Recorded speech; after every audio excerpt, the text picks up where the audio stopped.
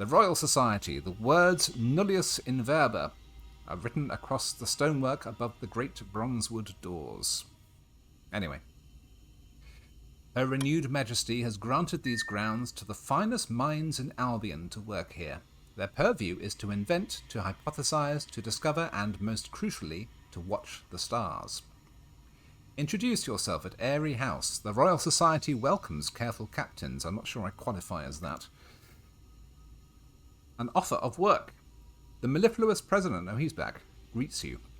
He directs your attention to the new marble on the floors, to the cheerful portraits of distinguished Royal Society members lining the hallway, and finally to the very large portrait of himself in his plush library. We do like captains here at the Royal S. We need our space, and frankly our comforts, to think. But it is you brave souls who do the real legwork, extremely educational. If not, our gardens are extremely fine, as is our conversation, and the port. Wander the gardens. Oh no, I don't think so.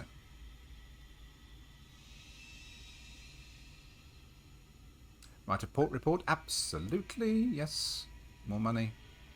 Latest developments. The Royal Society hums with activity. The preparations for a new wing of Airy House are in motion. The mellifluous president is convening another committee to continue the renovations of the gardens. The astronomers are excited about a star of burnished amber seen far to the east. The Rochester Club regrettably continues at high speeds.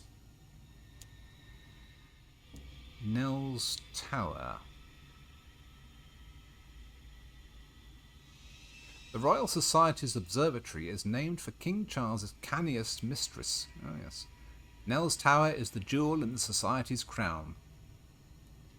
A sign on the door in neat copperplate reads, Nell's Tower closed for the 13th annual Airy Dinner.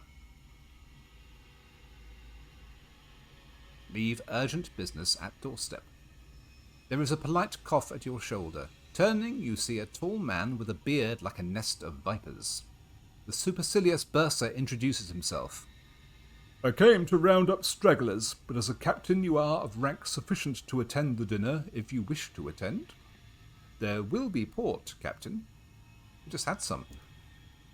The dinner is held in the mahogany and marble imperial dining room of Airy House. Every piece of the dinner service is mismatched, and both the furniture and the personages in the room are pleasantly rumpled. The supercilious bursar brings you to the high table where the 3 senior astronomers of Nell's Tower are holding court. You are introduced to the senatorial professor, the chair for the effulgent sciences, and the lecturer for imperial affairs as the first course is served. Okay, we are in need of supplies. I think this will be a very good move. Dine on the game pie. It is ample and succulent, its flesh lightly roasted. The meat is rich as the Burgundy-reached wines popular in the salons of London these days. It has been cooked in its own juices. Now the flesh is as tender as the reassurances of one of Magdalen's attendants. Kentucky, don't you know? The lecturer in imperial affairs remarks, slicing into her own portion. The first course ends with a great smacking of lips and a general feeling of goodwill towards the chef. We've only got one supply out of it, but no matter. Effulgent, yes. It is a beautiful word. It's an interesting word, certainly. Right, the supercilious bursar passes the dish of buttered potatoes with an oily smile. Conversation continues, lubricated by Herculean quantities of port. Buttered potatoes, roast squirmings, and sautéed Hybrian mushrooms are delivered in between rhetorical thrusts. Who shall we talk to? Perhaps we'll take them in order. Talk to the lecturer in imperial affairs. A person. Thank you, Horrid. She is rationing her port with water and visibly holding her tongue. They seem fairly boring. I think they all sound quite nice. The government's woman. The lecturer keeps her voice low and produces a pen from her iron bun. She scribbles on her napkin as you explain your recent history. There isn't me here, you understand. I was a direct appointment by Her Majesty's government.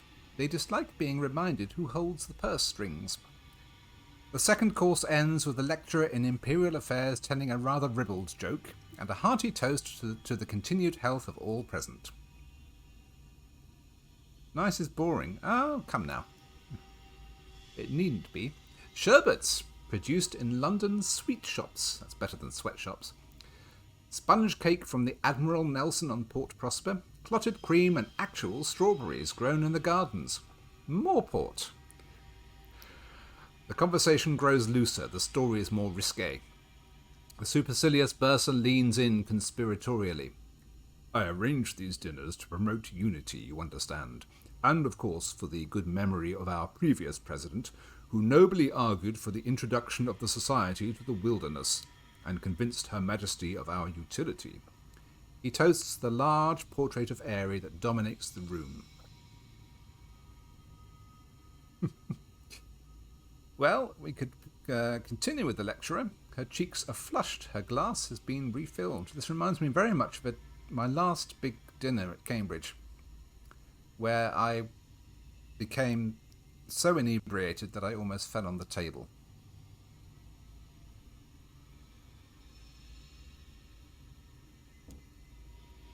Let's pursue her line. In vino veritas. He tops you up and attempts a wink. Never waste a drop of wine, as my governess used to say. She sighs. I know what the bursar's up to, distracting us from the fact that London's got us pointing the telescope at a dead corner of the sky. A matter of national security, they say. Got the wrong coordinates, if you ask me. Anyway, until they say we can move it, our studies are on hold. The third course comes to a close with a great groaning and heartfelt but false protestations that one couldn't possibly manage cheese and biscuits after all this. The supercilious bursar leans in as the plates are cleared away. Before we adjourn, there is the question of patronage to consider. All eyes are on you. A hush falls over the table. The three faces of the astronomers are turned to you. The supercilious bursar continues as though nothing has changed. Our telescope is operated only by the will of the government. We are not allowed to move the telescope without permission. A bold skyfarer such as yourself might obtain such permission, or at least an official-looking document that could be conceivably construed as permission. Our astronomers would be very much interested in patronizing you. You bring them a permit, they can advance their researches. In exchange, they'll teach you what you know. Well, since we've exhausted the conversation with her, I think we'll choose the lecturer. The iron-haired astronomer, London's own appointment, will be your patron. It'd be good to get in with London. London's woman. She smiles with something approaching genuine pleasure.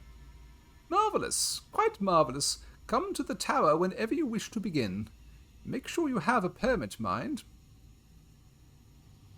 Do we have a permit? Not sure we do. Your patron is the lecturer in Imperial Affairs. You need to open the blind again.